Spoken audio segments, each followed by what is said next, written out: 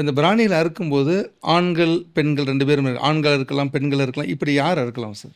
இருசாரான இருக்கலாம். ஆனால் ஏன் நீங்கள் கேட்டிங்கன்னு சொன்னால் நடைமுறையில் ஆண்கள் தான் ஆண்கள் தான் பெண்கள் அறுக்கிறாங்க, அறுக்கிறது அறுக்கிறது இல்லை. இல்லை. இப்போ கோழி கடையில் போய் வாங்கிடுறாங்க கோழியை காசு கொடுத்து. நான்லாம் சின்ன பிள்ளை இருக்கும்போது கோழி கடையெல்லாம் கிடையாது. இருக்குது. அதெல்லாம் இப்போ தானே.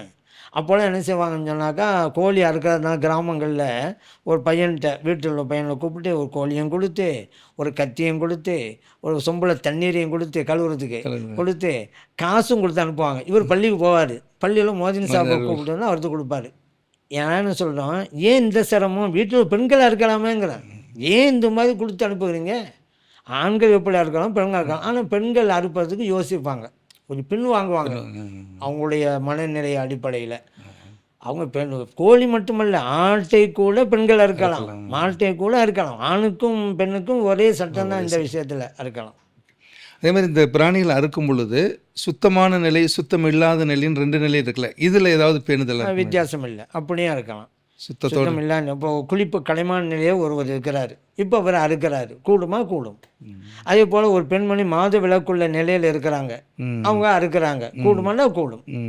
சுத்தமாக தான் இருக்கணும் அப்படிங்கிறது இல்லை. இது அறுப்பதற்கு அது தேவையில்லை.